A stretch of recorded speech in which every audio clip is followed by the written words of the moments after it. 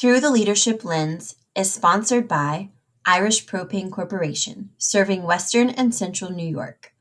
For all your residential and commercial propane needs, choose Irish Propane. Irish Propane is a locally operated, New York State certified, woman-owned business. For more information, visit irishpropane.com. Irish Propane delivers peace of mind. Hello and welcome to another Through the Leadership Lens, a podcast presented by the Women in Propane Council. I'm Freddie Riddler. And I'm Bridget Kidd. And today we have a special guest named Brian Sheehan. And just a quick little introduction of Brian Sheehan. He is the founder of Rural Computer Consultants, or you may know that as RCC. I'm the chairperson of the foundation next year, but this year I'm actually the president of Lions Clubs International. So, Lion Brian, welcome to the podcast. Thank you, Freddie. Perfect. Well, since we started that conversation, Brian, tell us a little bit about who you are and what you do and kind of lead us into this conversation. Well, I'll give you a little bit of a background. I'm Brian Sheehan in my hometown. I've been born and raised and currently live yet in Bird Island, Minnesota, a very small town, 956 people with one stoplight, and very happy to be here. And I actually am the youngest of 8 children. And my dad, Fabian, and I think some of your listeners probably also knew Fabian. They know my brother, Mike, I think. And I'm the youngest of 8, and Dad started up a propane company in 1952. So I dug trenches, and I ran and got the 3/4-inch OT tubing and got the pipe wrenches, and since I was old enough to walk. And so born and raised in the industry. And then when I got into high school and college, I drove bobtail and I did service work. So we did the whole gamut. And so that was kind of our livelihood of how we grew up and what our background is. Mm-hmm. That's great. So, Brian, will you tell us a little bit about maybe RCC, but then kind of how you got into Lions and certainly the role you're in now? Well, we started out right from college. I actually went for mechanical engineering, and I took a programmer class along the way, and it just came naturally. I just understood the flow, and I didn't have to study at all. And I said, well, heck, this is what I'm going to do. I could just have some fun in college and started doing programming. And another brother of mine, Kevin, 7 years older than me, he was already working at Control Data as a programmer. And so we started getting together, and we actually, my brother Mike, started taking over for my dad in 1969. And at that time, in 79, we started saying he needs a computer. And he started looking at computers. But boy, they were very expensive, and there was no good programs out there, and the programs are very expensive. So Kevin and I said, well, heck, we can do anything, so we could program a system. So that's what we did. I started it actually right out of college. I could live on beer and peanuts and pot for a long time. And we created this software. And then we felt that not a lot of people could afford that or have that type of equipment that we did it on. And so we went off and we started Rural Computer Consultants up right then. I still had a couple classes yet in college to go. And but we had business backgrounds, so we started selling to businesses in the area of Bird Island within a 150-mile radius. We bought an accounting package and we customized it to fit funeral homes and dentists and implement dealers and everything. And we did that for about 3 or 4 years. And then some people started coming to Mike saying, what kind of software do you got? And we'd like to have that too. So we rewrote it in a language, and a common business language called COBOL. We felt it was more adaptable to change in any industry we wanted to. And we rewrote it in that language, and we started marketing it since 1984. And lo and behold, 43 years later, I'm still doing that. And so it was a good market. We lived a long time on beer and peanuts, and finally we got to the point to where Kevin could break away from his job and join the company as well. And that's kind of what we did. And then how I got into Lions a little bit, my dad was a charter member of our Bird Island Lions Clubs in 1964. And I just remember running alongside of him, doing Meals on Wheels in town and giving back to the community. My dad was a huge community promoter, and that's what he did. It was about our community, and we sold Christmas trees, and we did pancake feeds, and I just remember following them everywhere as Lions. And as I got older, my friends asked me to join. It wasn't my dad. My dad would always let us make our own decisions. He wouldn't necessarily push us in any particular direction. But then my friends asked me to join Lions, and it was something community wise. It was something that we were enthralled in being able to do. It was completely different from my day job of working at RCC, and gave me a really good break from the day. When you own an own business, you're putting in 80 hours a week, and it's a lot of stress. And it gave me a good stress relief, and I've really enjoyed it, and I haven't looked back since. So, Brian, this podcast is called Through the Leadership Lens, where we bring on guests and we talk about what it means to be a leader. Founding a business, working with the Lions, that's all leadership. I mean, here at RCC, you have the staff looking up to you, and then the Lions Club, the Lions International, you have the whole world basically looking up to you. Tell us a little bit about that leadership, like how you differentiate between the small town of Bird Island and now global. Well, I'm really different when it comes to what I do in my business and what we do as leading an organization, a world organization, an international organization. When I led my business, there's a huge difference between being a manager, which is what I was in my business, and being a leader. And I learned very quickly that being a manager, I would listen. And because the way my dad taught me and my parents taught me and taught me the morals and the ethics and told me how to lead and taught me how to lead, I would still listen to people. And I would gather all the information, and I gather all the information I could. And as a manager, because it was my company and it was our livelihood, it was my decision on what we did. I would still get input from everybody else, because that's what makes a good company up, is you get viewpoints from everybody. But the bottom line is I would live and die by the decision that we make. And that was my choice of what we would do. And to be honest with you, in starting up, it was very stressful. It was a lot of hours in getting the company going. And I probably was not very approachable, to be honest with you. I would listen to people, I get input, but then I would do my work and do the decisions, and I'd move forward with them. And from surveys that we do all the time, because we want input from staff and everybody else, my feelings were correct. I wasn't as approachable. And then when I started doing Lions, that was completely different. Being a leader is I'll still get all the information, I'll still get all the input from everybody. But the difference is we will make a decision with everybody, and we'll say, what's the best path for us to go? So it was completely a team effort, and it really is very different. Even though you're leading both of them, I learned very quickly that we make this as a joint effort. And what I learned by that in doing Lions, I brought that back to the business, and it made me such a better person. And I think it made me such a better owner in this company as well. And because I learned from it. And, we started to grow, and we started growing very quickly, and we got Small Business Persons of the Year as well. And I know that was nothing that I had done. I had known that that's because of the customers we have. That's because of the staff we have. We really treated this company like family. And I do the same thing with the Lions organization. I treat everybody there as family. We got 1.4 million brothers and sisters that are all like family. And I think that's the biggest benefit that I got out of it, and the difference between being a manager and the difference between being a leader. Leadership isn't a position.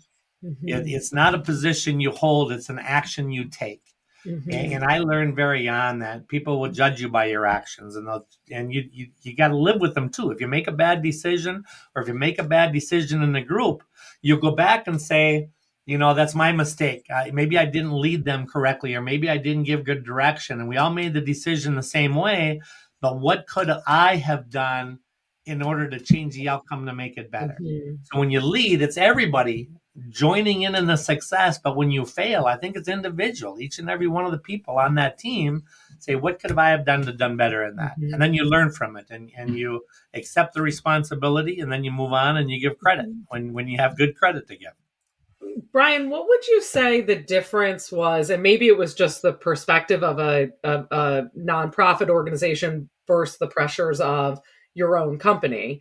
But for those who are listening who may not have those two positions and those two roles, what do you think the difference was, or the shift that you had in becoming more of a leader and having more of a consensus based approach, I would describe it as, versus maybe how you were running the business? I think when I started off in the Lions and being a club president, and then from there you move up into a zone chair and a bunch of other roles, but I think I started out by being a manager. Mm-hmm. And I didn't get the results on what I wanted to all the time. And because it's like, it's like, okay, it's my way or no way, and you can't be that way when you're a leader. And so I learned very quickly that I couldn't do that in moving on and being able to be there, to be able to lead my club.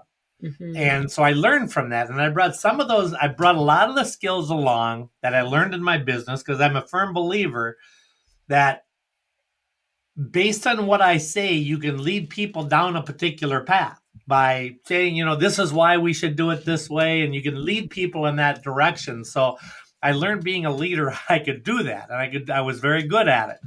But then I would take those skills back to the office again. And I would let people make decisions up, going in a path that I wanted to, or tried to steer them, and still making them think, this is a joint effort and this is all discussion. Our discussions probably lasted longer, because if we disagreed, we'd have to talk each way as to why is this way better than this way. And a lot of times we would change our mind. Oh, now I get it. So it took me a while to become a leader and to change my patterns on what I did. But once I changed those patterns and went forward, it really made me a lot of who I am today. It really is. And it's about listening to people, and it's about, and Freddie knows, this whole company is like family, and it truly is. We all have a great stake in it, and we all put in what we need to. And when you're a good leader, you will direct people, and they will do what they need to in order to get the big picture accomplished and get it done, and setting that big picture as to this is where we're headed. And we all work together in order to get there. It's not one person, it's not two people, it's the entire company, as well as all of our customers coming along with us as well. So, Brian, great. Thank you for sharing that. You're talking about leadership and between the business and between the Lions. You started at a pivotal time with the Lions, right when COVID hit. That's when you kind of were elected. How has leadership changed from when you first got into the Lions, going through that virtual stage, online stage presence, now to back to where people are in person? You get to go to these places and spend time with these people in person. How has that leadership changed between doing it virtually versus back now to normal, but a different swing? Because we still do these Zoom calls. This is what opened up this whole podcast, was because of COVID. We said we don't need to be in person to share stories. We can record them through these devices and share it with the world. So what would you tell our viewers about how leadership has changed? We were very fortunate that we're in the tech industry when COVID came along. But the character of a true leader is how they handle roadblocks when they hit them. And COVID was a huge roadblock. And how do you do that? And at that time, I was the third vice president of our organization when it first hit. And we had to change the way that we did things. We're a bit of I don't say older, a bit of a seasoned group. We've been around for a while. And but we were not comfortable in that organization of doing high-tech type stuff like Zoom meetings. And to be honest with you, the organization of Lions, and our business as well, but our business was already doing it, but the organization of Lions, we actually leapfrogged about 9 years into the future. We would not be at this point right now today if it was not for COVID. We still do a lot of Zoom meetings. We actually save a lot in our organization because our international board of directors is from 34 people all over the world. And we all speak different languages, and we still have to meet, and we still have 4 board meetings a year. But now, because of COVID, we've actually said, why can't we make one of our board meetings virtual? And we had the tools we could do live translation as we went, but it really made a difference. So, when you hit a roadblock and you hit a bump in the road, you can do 2 things. You can either be negative and say, oh, woe is me, and we'll just hold off until this passes. I'm sure it'll pass. I thought it was going to be done in a week or 2.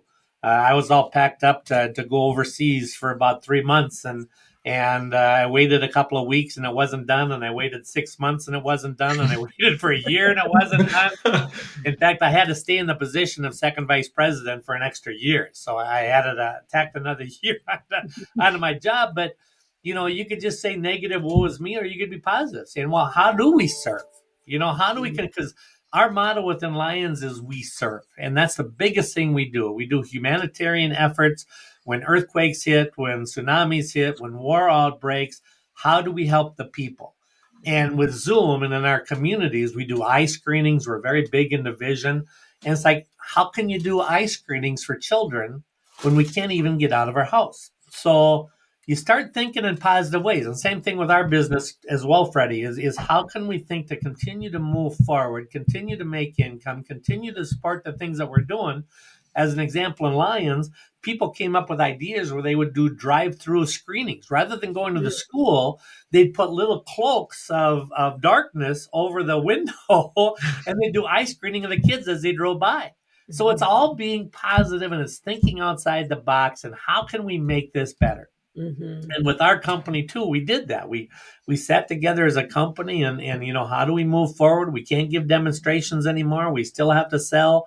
How do we do our demonstrations not on live? How do we install our mobile units or our truck systems when we can't necessarily even travel to do it? How do we do that remotely? So the world has really changed, but the people who really survive and the people who continue to grow are those that can think outside that box and think differently than you did yesterday.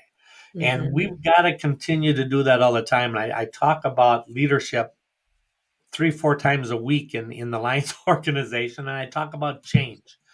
And the only thing, and that was actually our motto for Rural Computers in our first book. That's what we sent out, because people weren't used to getting on a computer. They were doing everything by hand, and my dad was doing a Xerox machine to do statements and stuff, and people don't like change. Mm-hmm. And our motto on the very first book we put out was, the only thing consistent in life is change.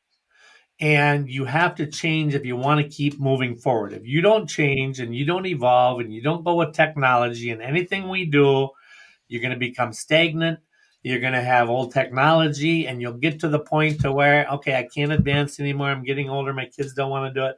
Well, okay, I got to sell because we didn't change. Right. But if they can change and keep family in it and keep everybody's interest and being able to evolve because of COVID and everything else that hits this world, you're going to be able to continue on and survive. And I think that's the biggest thing we took out of that. I think one of the things that you've talked about both in kind of how you've changed as a manager versus a leader, and then certainly with the role at the Lions, it seems like a loop of feedback is really important, and that you create opportunities for feedback and then embrace that. Can you talk about a time, maybe other than your approachability, which I think is a big, lesson learned and probably relatable to a lot of younger managers or less seasoned managers, but maybe another time where you got some feedback that was maybe tough to swallow, and how you use that positivity? And we kind of create that ourselves here in our business, because I want people to be honest. And so we would do anonymous, because if you're anonymous and you can say the things, you're going to say it from your heart. Mm-hmm. And be it right or wrong, or maybe there was a bad opinion or something, but we did anonymous surveys of everybody in our company. We did that very early on as we were growing, because we can learn from what other people are thinking. And we did it with our customers too. We used to do surveys. Well, we still do. We do surveys with all of our customers. And what do you like? What don't you like? And so we learned from that. And I had some reviews that were very difficult. And that's where I found out that I wasn't real approachable. And so, but that was a good thing, you know. Mhm. I learned from that, and boy, it was tough, and it hurt my ego, and it hurt my, what I thought of myself as well. And but if you do enough of those, and you take it as criticism, and you build on that criticism, that's a big difference. You got to be Mhm. able to, we were very successful in what we did, and I could have just shoved that off and saying, well, tough. I don't care what you think about me. We're doing good. We're going to keep moving forward. But it's not. We really grew as a company, and we really grew with staff. And I hear this from our staff that this is one of the best places to work because it's like family, and we're very lenient. And even when you have kids doing things, family comes first, no matter what. If they're doing an event, we know how important that was. Our parents instilled that in us very well, but you got to take some of those hard knocks as well, and you got to be constructive in being able to move forward. And I take that same exact thing of what I've learned, and I'm a very grassroots lion. I think that's what makes me a different leader than the past presidents we've had with this organization. I'm very approachable. I'm very grassroots. I think on a small town scale, and yet Mhm. you can bring that scale anywhere in the world, and they can relate to that because they see myself as somebody just like them in their own community and their own club. I'm not like a person on a pedestal and Mhm. saying, I'm the muckety muck here, and I don't take any of that. And Mhm. just being real with people is very good. But I got real because of some of the comments that take you down a notch as Mhm. well, which is good for people. Mhm. If you Yeah. do it in a respectable way, we don't Mhm. we build people up, we don't destroy them. And sometimes I see that in other people that are very open with their criticism and negativity, and they'll knock people down on purpose, especially leaders that are working to move their way forward, or staff working their way up. Other people will knock them down for not necessarily the right motive Mhm. doing things, and you have to understand that. And I think the other thing I really learned by some of the criticism as well is there are two sides to every story. When Mhm. somebody says something about another person, we may go to that person and say, don't accuse them, but Mhm. explain, how come you did it this way, and let them explain to themselves, or let them say, yes, I made a mistake, it was wrong, Mhm. but not accuse them. To sit back and listen. I think listening is a huge thing, and I think because of the criticism I had got and I had received very early on, it taught me how to listen more to Mhm. people. I think than anything else. Yeah. So it's fun to listen to these stories, Brian, and you say you've had so many different experiences about what you've learned, right? From doing this way or doing that way or doing these surveys or just listening, listening, listening. Who has been the most influential person in your life? Who pushed you to start a business, to give back to the community, to keep moving forward with the Lions? Who has been the biggest influential person in your life, Brian? Well, hands down, it's been my dad and it's been my mom. And, I was the youngest of eight, and I think my other seven siblings probably broke them in pretty good, and they were probably pretty tired at the time. And I probably took advantage of it, you know. But they let you make your own mistakes. They taught us well very early on. And all my siblings have been very successful in what they did. And I'll never forget. Dad always said, you don't look at your other siblings, and you don't look at your brothers and sisters and what they're doing. You worry about yourself, and you make good morals, and you make good decisions and based on what your upbringing was. And I'll never forget, I wanted to buy a convertible, I think right in college. And Dad didn't think it was a very good idea, but he told me, this is yours. You're going to borrow the money and you're going to pay it back. And this decision is yours. So I bought a 1969, and yeah, I had some problems with it, but it was my decision. he knew it. He let me move forward and let us make our own mistakes, and we learned from them. He didn't say you got to do this and you got to do that. I think my next car that I brought home, I won it in a poker game. It was a 1958 Savoy, and I came home and all he would do was shake his head and he'd turn around and he'd walk away.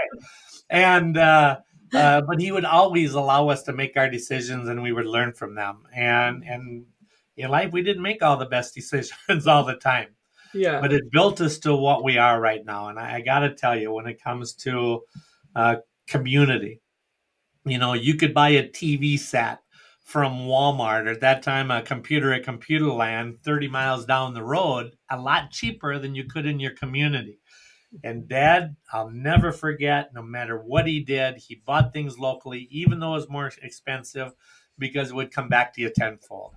And that brought the unity and the camaraderie and how important community is, and instilled in us in our entire life. And I can't tell you how fortunate I've been that we've had those experiences our entire lives. It was from the moment we were born up until we were off on our own and starting our own business. And, we were down a lot of money. And Dad would come up with ideas too. It's like, how do we travel to Pennsylvania and do demonstrations when we got a 1 out of 10 chance of making a sale, and he'd come up with ideas like, well, why don't you charge for it and then discount it if he buys from you? Just little things like that. Then we kick it around and we made it how we wanted to do it. But it was giving a guidance and then letting you fly. And that's what we did. So by far, I owe everything that what I become to my dad, Fabe, and my mom, Lorraine. They just really did a good job in raising all their kids. Oh, that's wonderful. I want to ask you a little bit about the Lions and the role you're in right now. What has been, excuse me. So for the people listening, you're currently traveling a lot. I mean, a lot. I'm home like 8 days out of the year. Yeah. And so what have been your favorite experiences so far? The last place I've been is always my favorite spot. And that's easy that way then. But, and probably one of my things, I just I was in Africa yesterday, actually, and I'm back in Bird Island today for a day and a half. But I was in Africa this week, and we just fed the poorest of the poor people in the slums of Africa. And we gave sound balls and braille devices to schools of the blind. And they're things I will never, ever forget. In fact, 4 days ago, I met this child. His name was Effie. And his skull had formed too early, and his eyeballs would not fit inside of their sockets. And the Lions were giving screenings. And he got hit by a rock in 2016 because the kids were ridiculing him and making fun of him. And it hit his eye, and it started to grow an infection in it. And the Lions there took him into the Lions Eye Hospital, and they'll give him a prosthetic. And he was losing sight in his other eye, which means he would be blind the rest of his life. So they gave him glasses and they gave him things and making sure that we would protect the eye. And then I came back 2 days later and I saw him at the airport and he met me. And I tell you, I just started crying. And to see how happy he was. And he had glasses on and his vision was 50% more. Those are the things that are stories that I'll never forget. In fact, in 2011, when I was on the board, the international board as a director, we went to India. And I'll never forget it. And it was a moment that changed our lives. My daughter was 15 at the time, and we took her out of school. And we did online schooling, because what an education to travel the world with us. And we went over to India, and we started feeding the people in Calcutta in the slums. And I'll never forget it. We went to this one lady's house, and she had no family, no nothing. It was the size of my desk here. And we gave her a box of rations about 2 foot by 1 foot. And that was a month worth of supply of food. And I gave her 800 rupees. I had my daughter give her 800 rupees, which is like $1.98. And the lady just started to cry, and the tears just rolling down her eyes. And I'll never forget it. The image is in my head And it changed my daughter forever. When she saw that, she says, I will never complain about having the best iPhone. I will never complain on not getting something. And it changed my life forever right then too. In fact, this year we weren't able to go home for Christmas even. And again, we happened to spend the time in India. And on Christmas Day, we made 4,000 meals. Our Leos, which is our younger members of our organization, we have worldwide. Our Leos made 4,000 meals, and during the day, and we just had a fun time doing it. And then at night, they had about 8,000 people at an event, and it was to feed the people there. And it was an event I will never ever forget either. It's ingrained in my mind of the people that had nowhere to go. They haven't had any food. There's 800 million people that go to bed hungry every single night. And even though I couldn't be with my family and I couldn't be with my grandkids, it was probably one of the best days of my life, to be honest with you, to see the children and them smiling and you being able to come there and hand them food. We get that event all the time.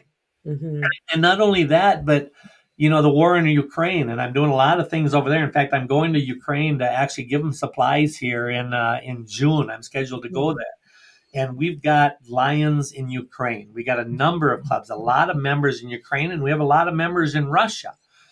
And we ignore our borders. We don't have borders. In fact, I was in Croatia a month ago at a forum, and we had the Lions of Russia and the Lions of Ukraine in the same building, in the same room, talking about leadership.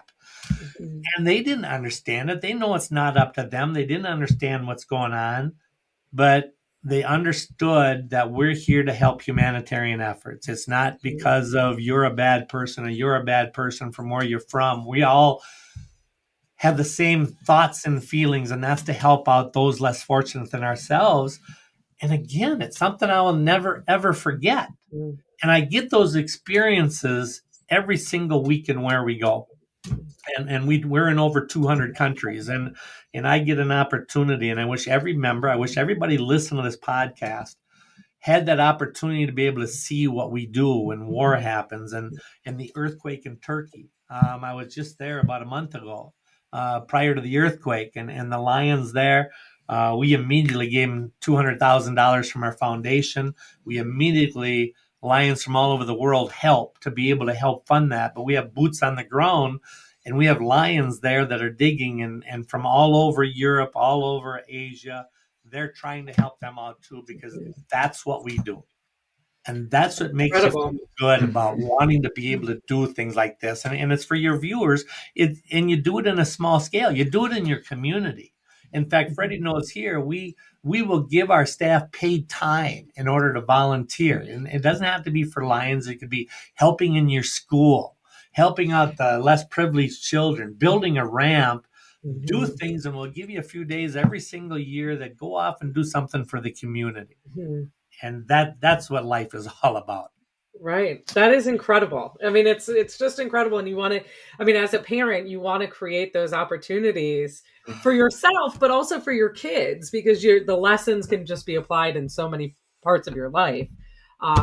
That's just got to be incredible when you're all done traveling and you can sit down and kind of collect all of those experiences. I bet it'll be incredibly overwhelming. Well, I've gained a lot of miles in all my flight, and it's the last thing I'm going to want to do is to travel somewhere. But it is, and I'll never forget when I went to my first club meeting, and right away they asked me to be president. And I don't recommend that. And because I thought Lions was created by my dad in Bird Island, I didn't realize this was an international organization, and so I could do that. And then when I was done with that, the district governor called me up. He says he saw something in me. He said, you'd be a good zone chairperson, which is the next level up, which you handle about 8 or 9 clubs, and you help them out, and you're a leader. And I'm to be honest with you, I'm a bit of an introvert. And all of us are at some point in time. I'd rather sit in my room and program than go down on the propane floor and do selling. You just have to push yourself in order to do that. And I told the governor, I appreciate it. I appreciate the opportunity to do that. But, I'm starting a business. I got all these irons in the fire. We got 4 kids in grade school. I'm on the CNC. I'm in the church group. I'm doing a lot of volunteering on other boards. And, and to be honest with you, I was scared. I didn't want to take that leap forward. And we all do that in our businesses. We're a little nervous about taking a leap. And I was scared. So I told him every reason in the book why I couldn't do it. And I said, this, Sir Governor Dave, I said, I got so many irons in the fire, I'll think about it. And his next words were, good, I'll put you down. Those were his exact words. I will guarantee you I would not be in this organization if it was not for that, because I'm a workaholic. I love my job. I love what I'm doing. I would not have had that opportunity to be able to do that. And he said, I got faith in you. And he gave me a nudge. He says, we'll be there for you. We'll back you. And that's what leadership is about. You're backing, you're creating more people to be able to do that. I went back to my brother, Mike, and I can see his desk. I can see him coming behind him. And I said, they asked me to be his own chair and for the Lions organization. And Mike turned to me because Mike was up in Lions too. He was a deputy district governor. He was going to take the next step after his own chair. And he says, boy, you'll never get out of it now. And I said, well, yeah, I can quit whenever I want. That was in 1995. And look where I am now. What an opportunity. Again, an opportunity. And I'll guarantee if it wasn't for those words, good, I'll put you down, I know I would not be in this position. Yeah. The best position in the world, to be honest with you. Yeah. So, Brian, you gave a lot of advice throughout this entire podcast. What I would like for you to do right now is kind of gather all of those pieces that you said. And I'd like just to ask the question one more time, because our viewers watch us, they listen to it. They maybe can learn something about organizations or leadership. But what is the best advice you could give to the listeners right now and the viewers of just what you've done in the last young years of your life? Well, as I said earlier, leadership is not a position. It's an action in what you do. And leaders, and same thing with the business here. Leaders create more leaders. They create more leaders to be able to replace you. And that's what you're supposed to be doing. I take a look at the business here, and I take a look at, we've got companies that we run all over the world with our software. And we see the good things and the bad things in a lot of the companies that we have. And we can tell those companies that are survive and they're innovative because we work with the staff. And they're either complaining about the ownership, they're complaining about the leadership, or they're saying this is the best place to work in. And you can tell those leaders that are successful or the owners that are successful because they create other leaders in the company and they allow them to be able to take a little bit of power and make those decisions and what you have to be able to do. You don't micromanage things. You have to be able to get people and you have to put them in a proper position in order to succeed. Even in our business, if somebody is not working well as a programmer, we'll look at their skills and we might put them in a different position so that they can succeed. So I think being a leader is you take a look at people, you know how to read them, you give them that opportunity to make some decisions and to lead. And I tell you, I cannot say enough about our staff and this company and them being able to step up and taking care of business and allowing me to be able to pursue and do the things humanitarian wise that I'm able to do. I couldn't do it if we didn't build our own leaders within ourselves. Mm-hmm. That's great. Well, all right. Yeah. What do you think, Bridget? Should we move on to the whip round? We should move on. One thing I would comment just one thing. I think that we talk on this podcast a lot, and people from all different kind of positions in the company and types of company. And I think a common theme that just becomes so clear, it's just really becoming clear in this conversation, is the ability to be vulnerable and say both that feedback is so important, or God, even though I have all these irons in the fire, I'll do it because you're going to back me up. And I think, kind of hearing your story and your own reflection on that, it really emphasizes the need to be willing to be vulnerable but also do the work. Mm-hmm. There's two things I really push, and one is team. It's teamwork, and we got a great team here. And in fact, because this is sponsored by Women in Propane, I think we got more women here than we do men. And my sister actually is a president CEO while I'm doing this, and is doing a wonderful job. But I talk about teamwork. They all work together as a team. We'll succeed as a team. We'll fail as a team. The other thing I talk about, which you just brought up, was attitude. I think attitude is everything. You go through life every single day when you wake up, you got two choices. The first is who your friends are. And take a look next to you. Did you make a good choice or not? If you didn't, maybe you got to look elsewhere. And the other choice you have every single second of every single day, you have a choice of what your attitude is. It could be positive or it could be negative. And people are looking at you every single moment. You may not think so, but it's even the staff. When I was shut in and I was unapproachable, that was because I had a bad attitude. It was a different attitude that I was taking, and it wasn't becoming. And so when you keep a positive attitude, when you can keep a smile no matter what happens, it's not easy.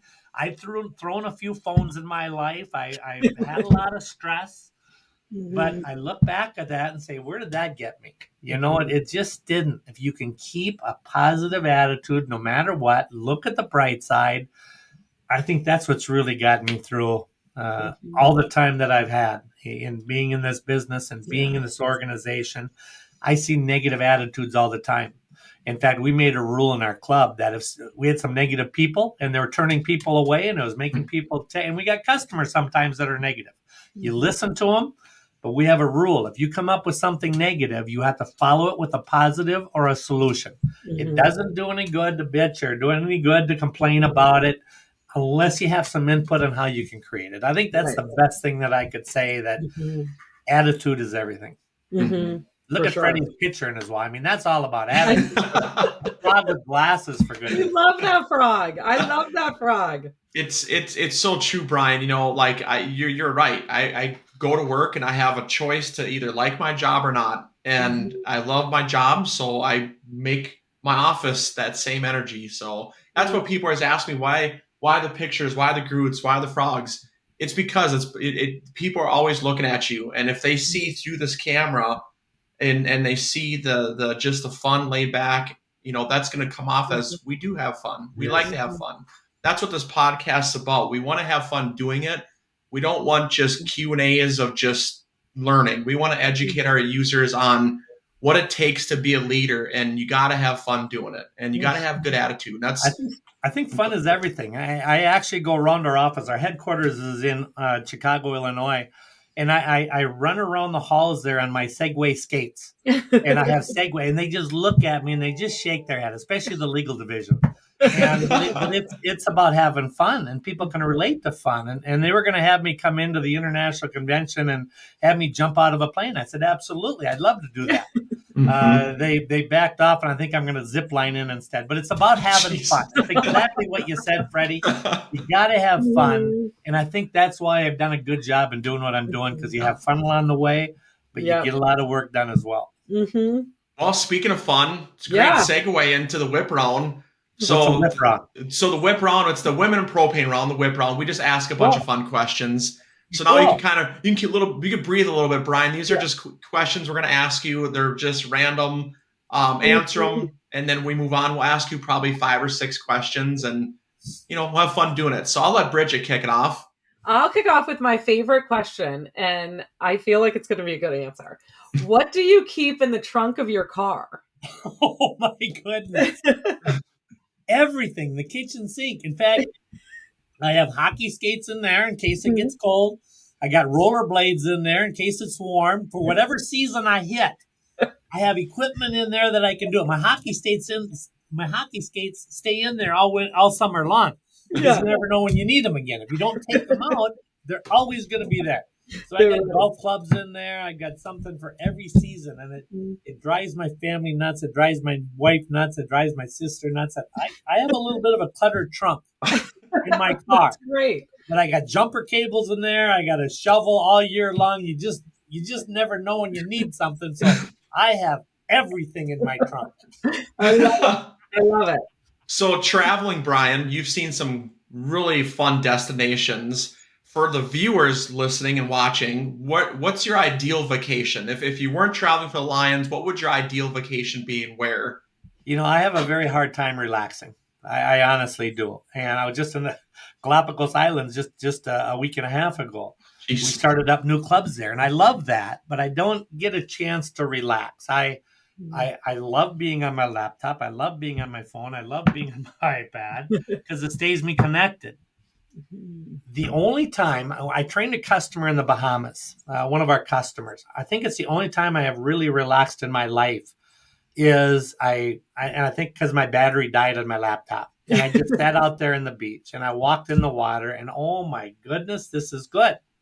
And I enjoyed it. It's the first really honestly and probably the only time I've relaxed.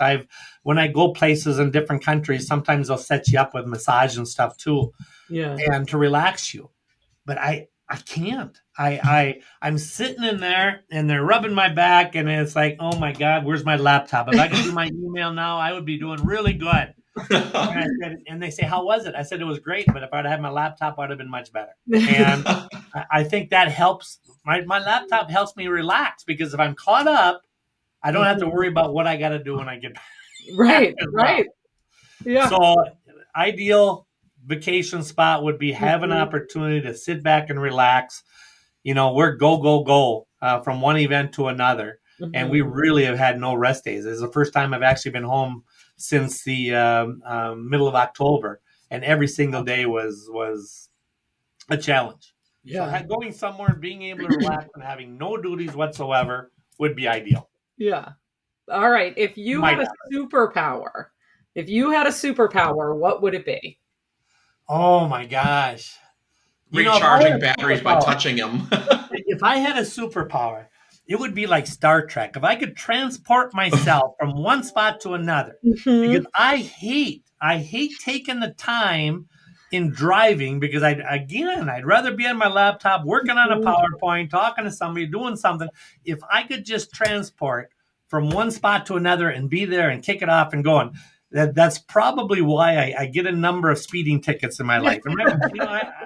I'd love to say that I got that from my brother Mike because we all want to be in a spot and we're in a hurry to get there. And the quicker I'm there, if I can save 5 minutes, well, I'm good. But I don't. I end up talking to the policeman for 15 minutes and talking about lions and humanitarian service and everything else. And he finally says, good job, and lets me go anyway. But now I'm farther behind. But if I could transport myself from here, like I got to be in Morocco next week, if I could just be there, I'd be happy as a lark. That's great. So, Brian, this is a good one. This one might have to think a little bit too. But if you could describe yourself in one word, what would that one word be? I'm still an introvert. And for doing the position that I am, I think it's a good success story that we're all afraid to do something sometimes. And I'm a perfectionist as well. I give talks every single day, and I'll talk for an hour or 4 hours or 8 hours in a gap. And I have to do it right, and I have to be practiced, and I have to be ready to know what I do because I'm an introvert. And I have to force myself to do things. And I still have that, but it's made me a much better person. We all do things we don't like to do. And now I have a lot of things I have to do that I don't like to do. And you do them because you don't have a choice. Right. All right. I'm going to ask one last question, and it's a tough one. So get ready. What is your favorite ice cream flavor? Oh, salted caramel. Oh, okay. Salted caramel. We had that before. Because I just had it last week. Well, I was going to say, from what particular country? Where is your favorite salted caramel from? It was actually gelato. It was a gelato, and it was good. Because I travel all over the world, I have all different kinds of foods, and I'm a steak and potatoes guy. And I'm not real big into ice cream either, but we try all these different things. I got to tell you, in the last year, I've done reindeer, I've done octopus, I've done squid, I've done you name it, and I do it. In fact, embryo is another one that's coming up when I go to the Philippines. But I get a lot of different chances to try different things, and just because I love caramel. I love salted caramel and popcorn or anything you do. And I had it as a gelato last week, and that's now my favorite. Oh, I like it. I love it. You always could send some back, right? Yeah. We can do that. I'm sure it travels just fine. We'll send you some. Well, Brian, thank you. On behalf of the Women Propane Council and the Through the Leadership Lens podcast, Bridget, myself, thank you for taking the time out of your extremely busy year to take an opportunity to talk with us. Well, I want to thank you. I think this podcast is a great idea, and it's about communication, and getting ideas from people, and having the Women's and Propane sponsor this as well. I've been in this organization for a long time in the propane industry, and I've seen this industry change a lot. And these are the good things that come out of it. So again, I want to thank you guys for doing this and putting this forward, and things that make this organization much better. Yeah. Thanks, well, Brian. Thank you so much. I'm checking out my local Lions Club. You motivated me here. You inspired me. I would induct you. We are all over the world. And if you want to be part of the solution and not part of the problem, take a look. We're going to check it out in New Jersey. Absolutely. I got a lot of great friends in New Jersey, and I've been conventions there a lot. It's a great place. Great. Well, thank you so much, and Thank safe you, Brian. travel. Enjoy Thank them. you, Bridget. Thank you, Freddie.